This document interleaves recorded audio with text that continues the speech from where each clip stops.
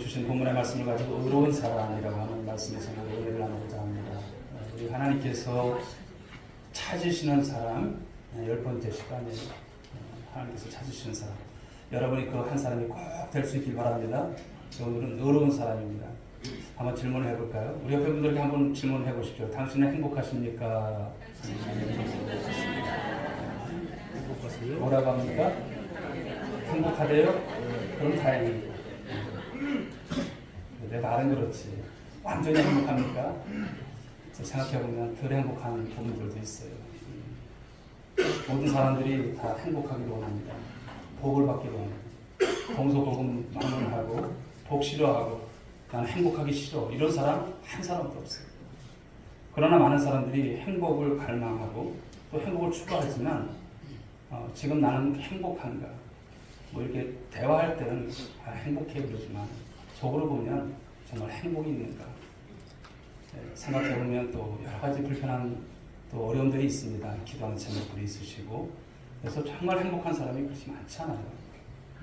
변사님 목사는 행복할까요? 예, 행복합니다. 그러나 저도 왜 근심이 없고 걱정이 있겠습니까? 그러나 주님 안에서 매일매일 삶 속에서 기도하고 사투하면서 나가는 것이지. 자, 그렇다면 왜 많은 사람들이요 자신이 행복하지 못하다고 생각할까요? 나는 왜 이렇게 행복하지 못할까? 그것은 행복에 대한 이 불편한 진실 때문에 불편한 진실이 있다는 거죠. 많은 사람들의 행복의 기준을 이제 보면은요 좀 넉넉했으면 내가 행복할 것 같아요. 그렇죠? 좀 좋은 환경에 있으면 내가 행복할 것 같아요.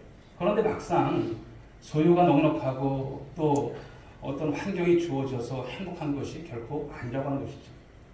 지금도 생각해보지만 여러분 저는 뭐 옛날에 보릿고개 했지만 그렇게 보릿고개를 또 제가 이렇게 지냈는지는 모르겠어요. 제가 이제 66년생이니까.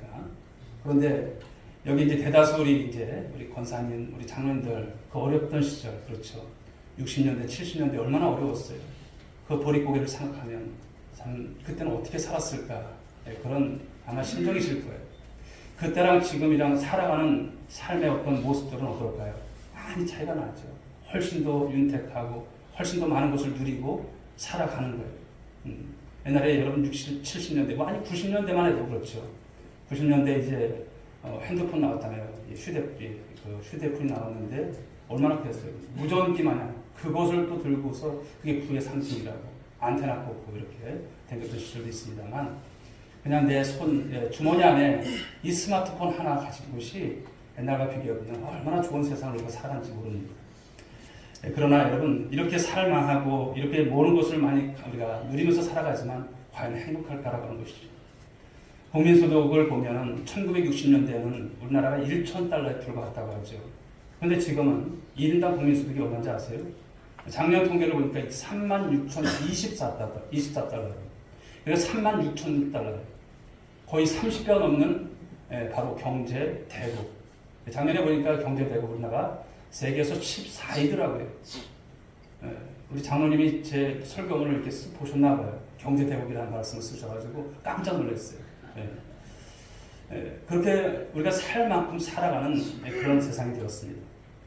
우리는 이전 사람들과 상관없을 정도로 좋은 환경 가운데 살아갑니다.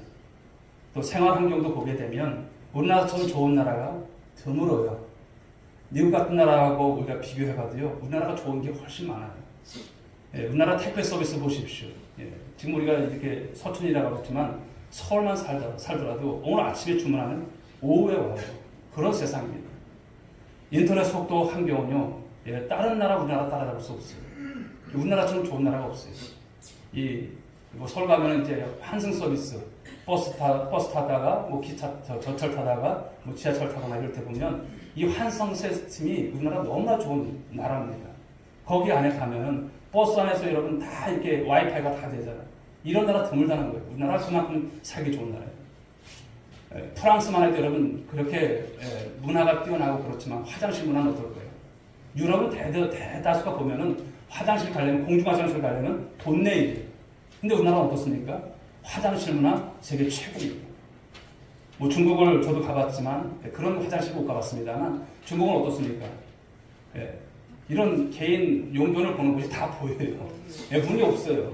그렇다면서도 뭐 그게 뭐 중국은 대국이라고 하면서 그렇게 하지만 우리나라 보면 깜짝 놀라는 것이죠. 호텔 화장실 못지않게 고속도로의 휴게실 그런 데 보게 되면 너무나 잘 되어 있는 거예요. 이런 세상을 살아갑니다.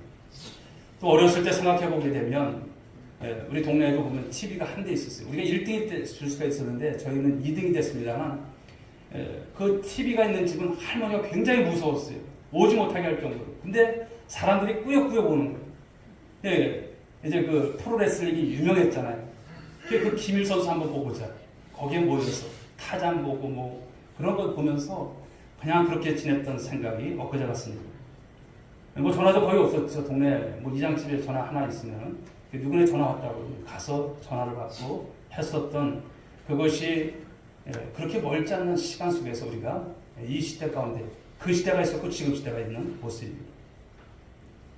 지금도 여러분 스마트폰을 보게 되면 카톡을 통해서 무료로 이 보이스톡을 하게 되고 또 이 페이스톡을 통해서 영상통화를 하고 뭐 외국에 있어도요 충분히 이것이 무료로 하는 여러분 그런 세상 아니겠습니까? 얼마나 편리합니까?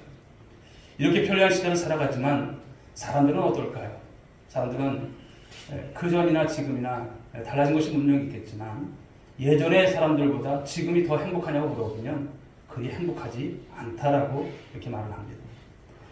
우리 국민소득이 그러나 우리나라보다 한참 밑에 있는 나라가 있어요. 2,000달러도 안 되는 히말라야 산맥이 있는 그곳에 부탄이라고 하는 나라가 있습니다만 국민소득이 2,000달러도 안 돼요.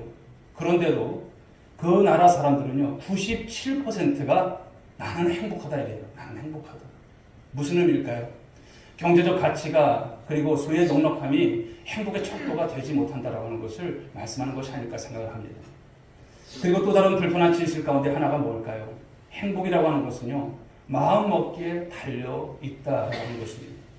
지금 내가 환하게 웃고 누군가를 사랑하고 또 범사에 감사하고 있다면 그것은 행복하기 때문에 그런 모습이 있는 것이죠. 그렇다면 인간은 결코 행복해질 수 없는 존재일까요? 우리 그냥 이렇게 살다가 이런 세상을 살다가 끝나는 여러분 인생일까요? 우리는 계속 불행한 자로 이 땅을 살아야 할까라고 하는 것입니다. 아니라고 하는 것입니다. 사랑하는 여러분, 분명한 것은 우리의 하나님은 저와 여러분들이 행복하게 살기를 원하신 줄 믿으시기 바랍니다. 행복하게 살기를 원하세요. 바로 이것이 하나님께서 우리를 지으신 목적입니다. 하나님의 자녀가 되었음에도 불구하고 늘 불행하고 나는 왜 이렇게 행복하지 못할까 이런 푸념 속에 사는 것을 하나님 원한다는 거예요. 우리 오늘의 성도들은 정말 주님 안에서 정말 행복한 삶이 될 수 있기를 주님의 이름으로 축복합니다. 자, 그렇다면 진정한 행복이라고 하는 게 뭘까라고 하는 거예요. 진정한 행복. 아니 어떻게 하면 우리가 행복해질 수 있을까라고 하는 것입니다. 그런데 행복을 가만히 보시면요. 행복은 관계에 있습니다. 관계. 이 관계를 따라서 행복이 되기도 하고 불행하기도 하고 이런 것을 볼 수가 있어요. 인간은 행복은 누구를 만나서 어떤 관계 속에서 살아가느냐에 따라서 달라진다는 것이죠. 아무리 좋은 집에서 그 풍요로움 속에서 뭐 이렇게 수영장이 딸린 집에서 산다 하더라도 관계가 뒤틀리면요 그거 다 소용없어요. 아무리 많이 배우고 또 많은 정보와 지식을 가지고 있어도 또 모든 사람들이 구하는 어떤 외모들을 가지고 젊음을 가졌다 할지라도 관계가 깨지면 여러분 그 행복은 보장할 수 없고요 불행한 것입니다.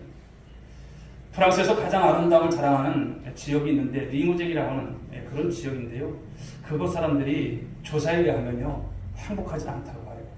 가장 불행한 곳으로 조사되었다고 합니다. 리무쟁뿐만 아니라 세계적 휴양지 니스나 또 이 코트 다지루 역시 불행한 지역으로 이렇게 꼽혔습니다. 그림 같은 마을, 그렇죠. 그런 마을에 사는 사람들인데도요 살아가는 그 삶이 결코 우리는 행복하지 않다. 이런 조사가 있었습니다. 그런데 반면에 파리 인근에 좀 덜 살아요. 이 생드니 사람들은요 평균보다 훨씬 더 행복한 곳으로 조사가 되었다고 합니다. 그 이유를 보니까 뭘까? 그 이유가 왜 다를까? 같은 나라 사는데 어느 지역의 사람들은 불행하다고 생각하고 어느 지역의 사람들은 행복하고 느낄까? 이런 것을 또 조사해 보니까 이 생드니에 사는 사람들 보니까 아이들 비율이 24%나 됩니다. 아이들 비율이. 나이와 질병과 외로움 등 이 불행의 요소가 다양할 수 있지만 행복과 불행을 결정짓는 바로 이것이 아이들이었다라고 하는 것이죠. 무슨 말일까요? 인간의 행복을 결정짓는 요소는 돈, 환경이 아니라고 하는 것입니다. 관계라고 하는 것을 말씀합니다. 아무리 많은 것을 가지고 좋은 환경에 살아도요, 외로움과 고독 속에서 원수를 맺고 살아간다면 그 삶은 결코 행복한 것이 아니라고 하는 것입니다.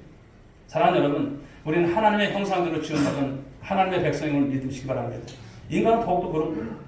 누군가를 미워하고 용서하지 못해서 여러분들의 관계가 뒤틀려 있다면 여러분 그 사람은 결코 행복할 수가 없어요. 그 성도는 행복할 수가 없어요. 그러므로 행복하려면 사람과의 관계 중요한 거예요. 여러분들이 이웃한 관계, 가장 가까이 있는 남편, 그리고 자식들, 형제들 이런 관계를 한번 점검해 보십시오. 관계가 온전한지. 우리가 함께 우리 오늘의 안에서 신앙생활을 하지만 혹여나 관계가 뒤틀린 분들이 계실까요? 그럼 여러분 그 신앙이 여러분 즐겁고 행복하고 교회 오면 그냥 환한 미소가 절로 지어지고 그럴까요? 그 불편한 관계가 있으면 행복하지 않아요. 주님께서 어떤 말씀을 하십니까? 원수까지도 사랑하라. 모든 사람과 더불어 화목하라. 70번씩 7번까지라도 용서하라.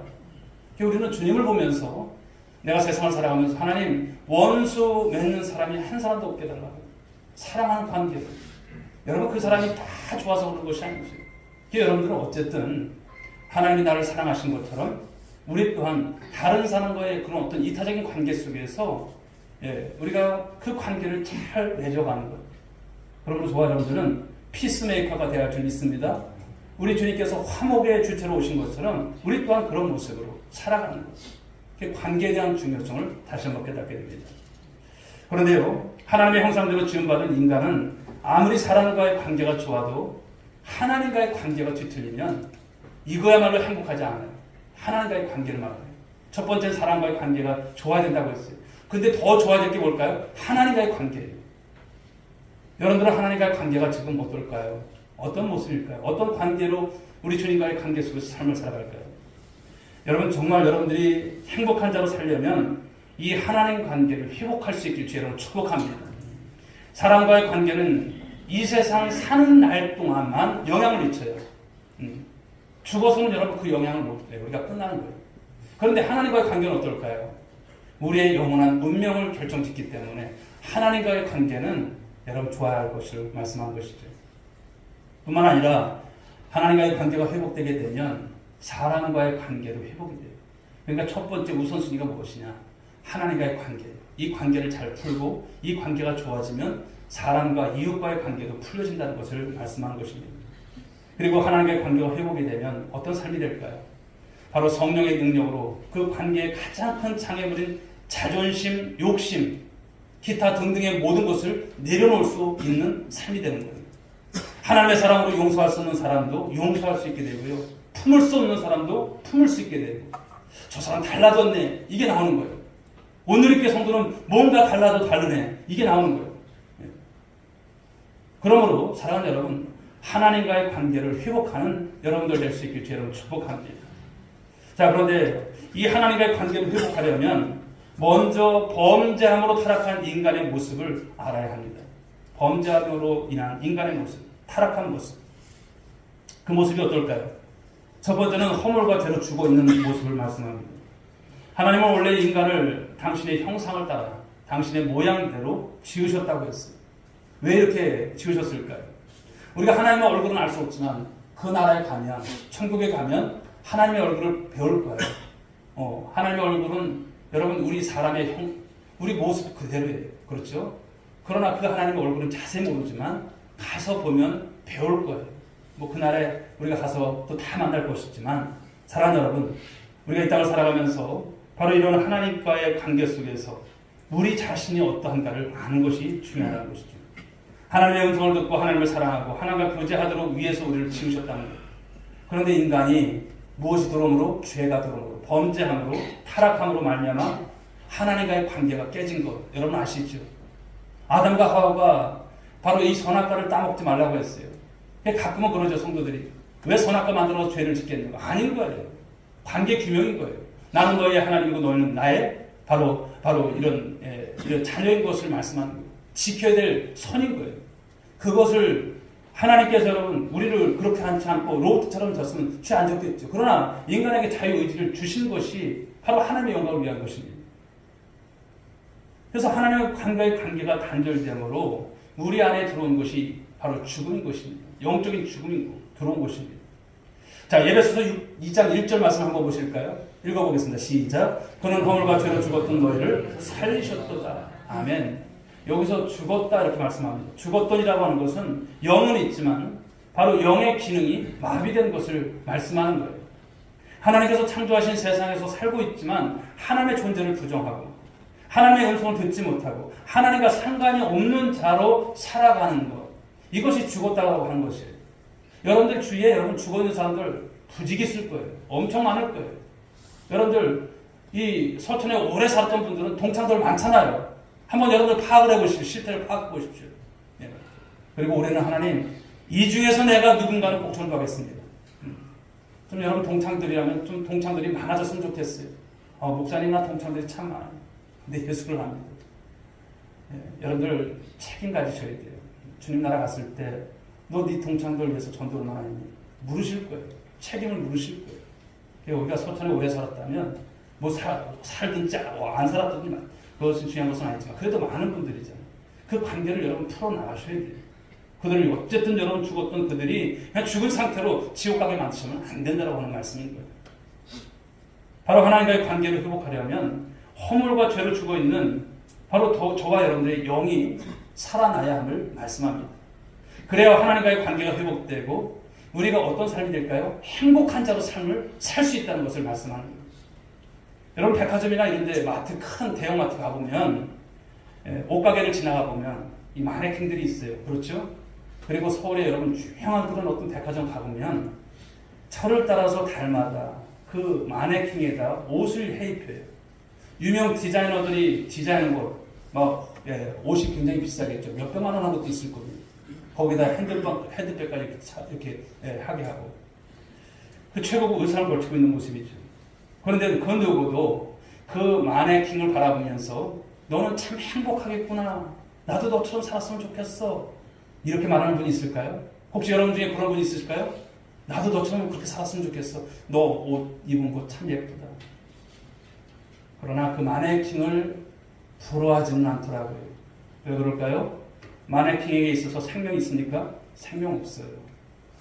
영적으로 죽어있는 사람은요, 제 아무리 잘 먹고 제 아무리 세상에서 잘 살고 잘 있는다 해도 그들에게는 참 행복이나 보람이 없습니다.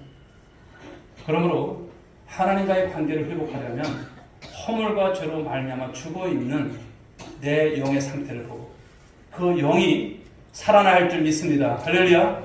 바로 이것입니다. 자, 우리가 또 어떤 것을 또 알 수가 있을까요? 바로 하나님과 원수된 관계임을 깨닫게 됩니다. 죄 가운데 태어난 인간 한 사람도 예외 없이 하나님과 어떤 관계입니까? 원수된 관계.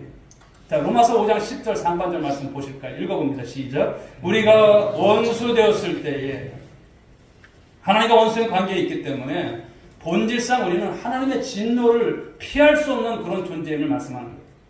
그 진노로 말미암아 우리는 여러분 주님 앞에서 우리가 여러분 지옥을 가도 그런 어떤 항변할 수 없는 사람들이에요.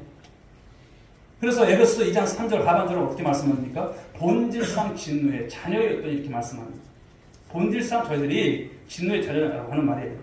그런데 이것은 모든 죄에 대해서 심판하시는 하나님을 그 하나님의 진노를 피해갈 수 없다라고 하는 것을 말씀합니다. 누구도 공의로우신 그 하나님의 진노의 그 심판을 피할 수 없다는 거예요. 그 하나님의 심판, 그 진노의 심판에 영원한 형벌과 죽음, 영원한 그 미움과 증오가 있는 지옥도 포함되어 있는 말씀인 거예요. 그런데 우리를 이제 무엇으로 말미암아? 믿음으로 말미암아. 이런 말씀이 나옵니다. 자, 그렇다면 우리가 어떻게 해야 이 허물과 죄로 죽어있는 내 영이, 우리의 영이 살아날 수 있는가라고 하는 관건인 것이죠. 어떻게 해야 우리가 하나님과 그 원수된 관계에 있는 우리가 다시 하나님과의 관계를 회복하고 하나님과의 관계가 우리가 화목할 수 있는가라고 하는 것입니다. 사랑하는 여러분, 그것은 다른 것이 아닙니다. 누구를 믿음으로? 예수 그리스도를 믿음으로. 할렐루야. 예수님을 믿음으로 우리가 의롭다함을 얻는 줄 믿으시기 바랍니다. 너무나 잘 아는 말씀이잖아요. 예수님을 믿어야 우리가 의롭게 되는 거예요. 예수님을 믿어야 우리가 하나님과 화목된 관계가 되는 거예요. 그러니까 지금 우리가 하나님을 믿지 않았다면 불안한 관계, 원수된 관계. 그런데 예수를 믿게 되면 바로 이러한 관계를 회복시켜 주신다는 말씀인 것이죠. 자, 로마서 5장 1절 말씀을 읽어봅니다. 시작. 그러므로 우리가 믿음으로 의롭다 하심을 받았으니 우리 주 예수 그리스도로 말미암아 하나님과 화평을 누리자. 아멘. 누가 하나님과 화평을 누릴 수 있을까요? 믿음으로 의롭다 하심을 얻은 자만이 우리가 화평을 누릴 수 있다는 거예요. 그렇다면 의롭다함을 얻는다는 게 뭘까요? 의롭다, 의로움 이런 말씀들이 있잖아요. 다 무엇입니까?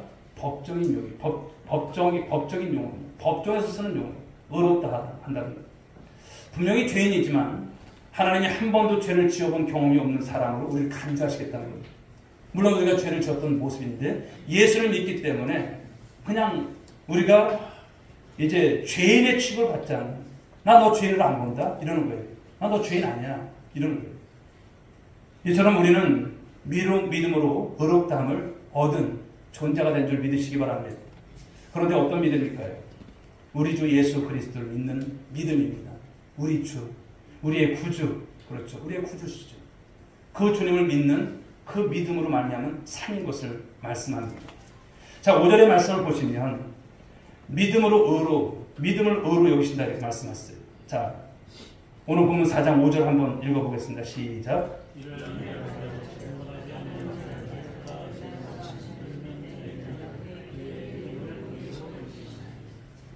예수를 믿으면, 사랑하는 여러분, 예수를 믿으면 의롭다함을 얻게 되는 것입니다. 할렐루야, 의롭다함을 얻게 되는 겁니다. 자, 그렇다면 좀 우리가 말씀을 유추해서 또 이렇게 또 풀어나가보고자 합니다. 예수를 믿으면 우리가 의롭다함을 얻게 되는데 그 첫 번째가 무엇입니까? 4장 7절에서 말씀을 하는데 한번 읽어볼까요? 4장 7절 시작. 불법이 사함을 받고 죄가 가려짐을 갖는 사람들은 복이 있고, 즉 불법이 사함을 받고요, 그리고 죄가 가려진다는 말씀이에요. 예수를 믿게 되면 불법이 사함을 받고 죄가 가려져요. 이것이 여러분 큰 은혜죠. 여기서 불법이라고 하는 게 뭘까요? 이것은 하나님이 우리 인간에게 명하신 계명들을 어긴 거예요. 하나님을 모르고 살아가는 것이 바로 불법인 거예요. 이 불법과 죄는 동일함을 말씀합니다. 그래서 사도 요한은 요한일서 3장 4절에서 이렇게 말을 합니다. 한번 보실까요? 읽어봅니다. 시작. 죄를 짓는 자마다 불법을 행하나니 죄는 불법이라. 아멘. 우리 중에 여러분 죄를 짓지 않은 사람이 있을까요? 나는 죄하고는 거리가 먼 사람이라고 생각하는 분 있을까요? 한 사람도 없어요. 성경이 어떤 말씀을 하냐면 모든 사람은 죄인이라고 말씀하고 있습니다. 의인은 없나니 하나도 없다고 했어요. 내가 있어서 조금 의인인 어떤 것이 있는 것 같은데 난 좀 착한 것 같은데 아닌 거예요. 우리는 여러분 어떤 사람들인가? 철저하게 우린 죄인이라고 하는 것을 말씀합니다. 그런데 우리가 예수를 믿게 되면 모든 죄가 어떻게 됩니까? 용서를 받는다는 거예요. 사함 받는다는 말씀을 주시는 거예요. 자, 골로새서 2장 13절 하반절 읽어볼까요? 앞에 우리의 모든 죄를 사하시고 이렇게 말씀합니다. 우리의 약간만의 어떤 죄를 사신 것이 아니라 모든 죄라고 했어요. 모든 죄. 우리가 예수를 믿을 때 하나님은 우리가 알고 있고 고백한 그 죄만 사해 주는 것이 아니라 모든 죄를 사해 주시는 줄 믿으시기 바랍니다. 어떨 때는 여러분 죄가 생각이 안 날 때도 있잖아요. 그런데 그 죄까지도 용서하신다는 거예요. 모든 죄, 과거에 지은 죄, 또 현재에 짓고 있는 죄. 우리가 앞으로 살아가지만 그 주님 안에서의 모든 죄들을 용서하신다는 거예요. 우리가 예수를 믿게 되면 바로 이와 같은 은혜가 있는 거예요. 예수를 믿게 되면 이 모든 죄를 사함받은 줄 믿으시기 바랍니다. 자, 두 번째는 주님이 그 죄를 인정하지 않으신다는 거예요. 예수를 우리가 믿게 되면 우리가 왜 의롭다함을 얻을까요? 주님이 그 죄를 인정하지 않기 때문이라고 하는 말씀인 거예요. 자, 로마서 4장 8절 말씀 읽어봅니다. 시작. 주께서 그 죄를 인정하지 아니하실 사람은 복이 있도다 함과 같으니라. 죄를 인정하지 않으신다는 이 말은요, 한 번도 죄를 지어본 경험이 없는 사람으로 간주하시겠다는 거예요. 죄인이었다는 사실조차도 하나님께서 인정하지 않겠다라고 하시는 말씀인 거예요. 그래서 시편 기자는 이런 말씀을 전합니다. 시편 103편 12절에서 읽어봅니다. 시작. 동이 서에서 먼 것 같이 우리의 죄가를 우리에게서 멀리 옮기셨으며, 죄를 멀리 옮기셨다는 거예요. 기억하지 않으시겠다는 거예요. 누구를 믿음으로 예수를 믿기 때문에. 예수를 믿음으로 말미암아 우리가 이러한 바로 모습으로 우리 주님께서 인정해 주신다는 거예요. 이사야 선지자도 이사야 38장 17절 하반절에서 이렇게 말합니다. 내 모든 죄를 주의 등 뒤에 던지셨나이다. 무슨 말일까요? 하나님이 우리 죄를 다시 기억하지 않으시겠다, 이런 말씀인 거예요. 왜 하나님은 우리의 모든 죄를 사하시고 우리의 죄를 기억하지도 않으시고 우리의 죄를 죄로 인정하지 않으실까요? 내가 나 자신을 아는데, 내가 죄인인 것을 아는데, 근데 하나님은 그 죄를 인정하지 않으시겠대요. 그것은 예수님이 인간의 몸을 입고 이 땅에 오셔서 십자가 위에서 저와 여러분의 모든 죄값을 치르신 줄 믿으시기 바랍니다. 다 치르신 거예요. 내가 덜 치렀구나 이러시는 하나님 아니세요. 다 치르셨어요. 물과 피를, 온 진액을 다 쏟으셔서 우리를 위해서 죽으셨던 주님이십니다. 대속이십니다. 예수님은 2000년 전 그 시간과 공간을 초월해서 우리의 모든 죄를 담당하시고 온갖 수치와 고난과 형벌을 받으시고 마침내 그 십자가에서 죽으셨어요. 죄는 여러분 그냥 사라지는 것이 아니에요. 난 죄가 없대. 물론 여러분 그렇게 우리가 여기고 있지만 그 죄의 대가는 엄청난 것임을 우리는 잊지 않으셔야 돼요. 예수님께서 하나님이심에도 불구하고 나를 위해서 죽으신 거예요. 그 혹독한 대가를 치르신 거예요. 죄라고 하는 것은 그냥 없어진 것이 아니죠. 그냥 사라진 것이 아닙니다. 누군가 반드시 내가 지은 죄에 대해서 값을 치러야 되는 거예요. 그것을 누가? 우리 예수님께서 저와 여러분들의 죄값을 치러주신 거예요. 값을 지불해 주신 거예요. 예수님은 십자가에서 내가 받을 수치를 대신 담당하신 거예요. 내가 지옥 갈 그 형벌을 대신 받으시고 죽음을 당하신 것이에요. 그리고 이렇게 외치시죠. 요한복음 19장 30절에서 다 이루었다. 가상 7원 가운데서 한 말씀이죠. 다 이루었다. 여러분 무슨 뜻일까요? 헬라어로 보게 되면 테텔레스타이라고 하는 것인데요. 값을 지불했다는 거예요. 값을. 테텔레스타이. 완불했다는 거예요. 청산했다는 거예요. 청산. 완벽하게 다 그 지불하신 것이죠. 이렇게 예수님께서 우리의 모든 죄값을 치르셨기 때문에 누구든지 예수를 우리가 믿게 되면 죄사함 받고 의롭다함을 얻게 되는 이 귀한 축복을 받으신 줄 믿으시기 바랍니다. 더 나아가서 하나님과의 관계가 회복되었기 때문에 이제는 하나님과 원수가 아니라 화목의 관계, 또 하나님의 자녀의 관계. 우리가 어떤 사람들입니까? 하늘나라의 상속자들이에요. 옆에 분들에게 잘 모르시니까 한번 얘기해 주세요. 당신은 하나님 나라의 상속자래요. 그 아버지가 당신의 아버지세요. 네. 근데 우리는 이렇게는 잘 알고 있는데 삶의 현장에 가보면 나는 왜 이렇게 힘들지? 그런 삶이 여러분 계속 우리를 힘들게 하더라고요. 나는 왜 이렇게 힘들까? 내 아버지가 하나님이신데도 우린 여러분 삶의 현장에 가보면 또 까먹고 또 세상 사람들처럼 살할 때가 참 많아요. 여러분의 영원한 주민등록 주소지는 어디세요? 하늘나라예요. 하늘나라 본향. 그렇죠? 저는 또 이중희 권사님 얘기를 해서 좀 죄송스럽습니다만 그냥 잠시 이사한 것이 그냥 요즘 느껴져요. 잠시 이사한 것이구나. 사랑하는 여러분, 우리가 이 땅을 살아가면서 또 우리의 남겨진 흔적들이 좀 많아졌으면 좋겠어요. 그렇죠? 주님을 위해서, 우리 온누리 교회를 위해서 내가 남기는 흔적들. 그래 있을 땐 잘 모르잖아요. 떠나니까 더 느껴진 거예요. 떠나니까. 여러분들이 지켜야 될, 여러분 그 기도의 자리 지키시고 내가 가서 전할 전도의 자리 지키시고 오늘도 오전에 주셨던 말씀이지만 내가 하나님께 참된 예배자로서 그 예배 자리를 지키는 거 얼마나 소중합니까? 우리 주님 앞에서 그런 흔적들이 많아지는, 그렇죠? 이런 삶이 여러분 가운데 있기를 주로 축복합니다. 자, 이제 마지막 말씀을 보시게 되면 일하는 것이 없이 의롭다함을 얻는 복에 대한 말씀을 나눠보고자 합니다. 자, 이 모든 축복은요, 누구를 믿음으로만 이루어집니까? 예수님을 믿음으로만 이루어지는 거예요. 하지만 사람들은 여전히 이 사실을 받아들이지 못하죠. 그래서 하나님은 이렇게 말씀하시는 거예요. 4장 6절의 말씀을 보실까요? 읽어봅니다. 시작. 일한 것이 없이 하나님께 의로 여기심 받는 사람의 복에 대하여 이렇게 말씀합니다. 로마서 4장에서 보면 4절은 그런 말씀을 하죠. 일하는 자에게는 그 삭시 은혜로 여겨지지 아니하고 보수로 여겨진다 이렇게 말씀했어요. 즉 4장에서 4절에서 보게 되면 일하는 자가 나오고요. 5절을 보시게 되면 일을 아니할지라도 일을 하지 않는 자가 이렇게 나오죠. 대조가 됩니다. 일하는 자는 어떤 사람입니까? 일하는 자는 율법을 지켜 행함으로 구원을 얻으려고 하는 자를 일하는 자를 이렇게 말씀하는 거예요. 인간의 행위를 통해서 무엇인가 우리가 의롭고 선한 일을 많이 해야 이런 일을 통해서 의롭다함을 얻는 그런 것인 줄 알고 살아가는 자가 있다라고 하는 말씀인 거예요. 대부분의 사람들은 선을 행하고 공로를 쌓고 경건하게 살아야 죄를 용서받고 천국에 들어간다라고 생각을 합니다. 반면에 일하지 않는 자는 스스로의 노력이 아닌 오직 하나님의 은혜, 그 은혜로 구원을 얻는 자를 말씀하는 거예요. 우리가 여러분 생각을 해보시죠. 여러분 하나님은 우리를 어떻게 의롭게 하셨습니까? 우리를 어떻게 구원받기 위해서 우리가 어떤 일을 해야 여러분 구원받습니까? 그렇지 않습니다. 우리가 구원을 생각해보면 내가 어떤 일을 해서 구원을 받는 것이 아니죠. 전적인 하나님의 은혜인 것이고 불강력적인 은혜인 것입니다. 왜냐하면 예수님이 인간의 몸을 입고 오셔서 그 모든 것을 다 이루신 거예요. 내가 할 것이 아니라 예수님께서 다 이루신 거예요.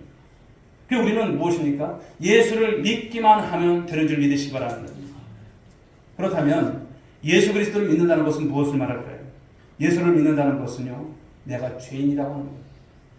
예수 그리스도께서 바로 나의 죄를 대신해서 십자가에 달려 죽으시고 부활하셨음을 이제는 여러분들이 입으로 신하는 신앙이 되는 거예요. 입으로 신앙. 로마서 10장 9절 말씀 읽어볼까요? 시작. 내가 만일 내 입으로 예수를 주로 시인하며 또 하나님께서 그를 죽은 자 가운데서 살리신 것을 네 마음에 믿으면 구원을 받으리라. 아멘. 세상에 이보다 더 큰 축복이 있을까요? 없습니다. 하나님은 구원받은 자를 향해서 신명기 33장 29절에서 이렇게 말을 하죠. 우리 한번 큰 소리로 한번 읽어봅니다. 시작. 너는 행복한 사람이로다. 여호와의 구원을 너가 지어준 백성이 누구냐. 이 말씀 꼭 기억하십시오. 신명기 말씀은 참 우리에게 가슴 뜨겁게 하는 말씀입니다. 내가 행복한 사람이다. 주님 몰랐습니다. 내가 이렇게 행복한 사람인 것을. 사랑하는 여러분, 하나님께서 말씀하시는 행복의 이 기준이 뭘까요?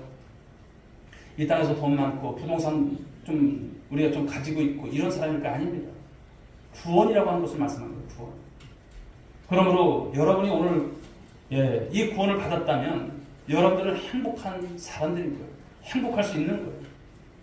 그리고 이것은 여러분 객관적으로도 증명된 사실입니다. 그냥 행복해 이것이 아니에요. 예배 시간에만 여러분 우리가 그런 줄 알고 그런가? 이런 것이 아닙니다.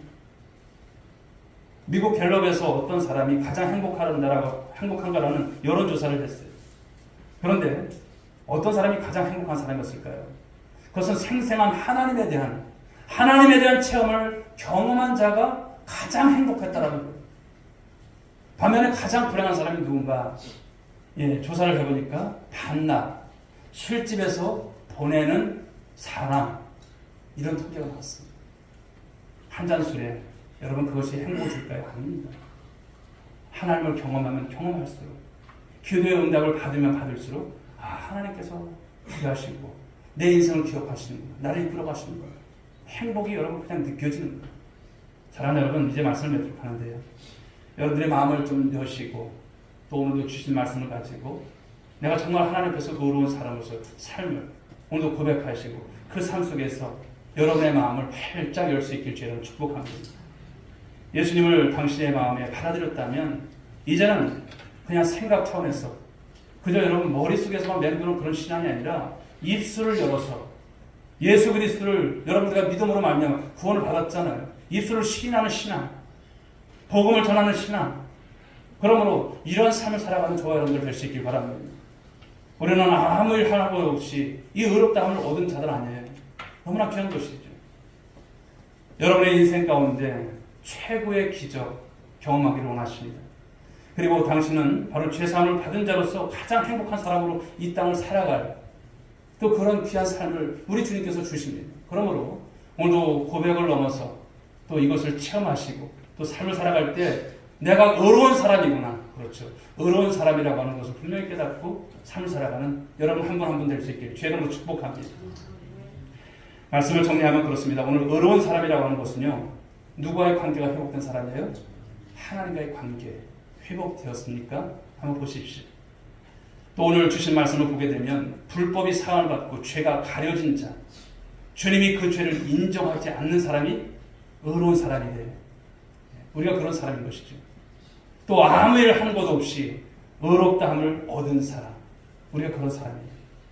그러므로 사랑하는 여러분, 오늘 이 말씀을 여러분 다시 한번 정리하시고 이제 우리가 주님 안에서 이 의로운 삶에 반열해서 또 그 삶을 살아가시고, 또 아까도 말씀을 드렸지만 우리 주님 믿으면서 많은 흔적들, 그렇죠?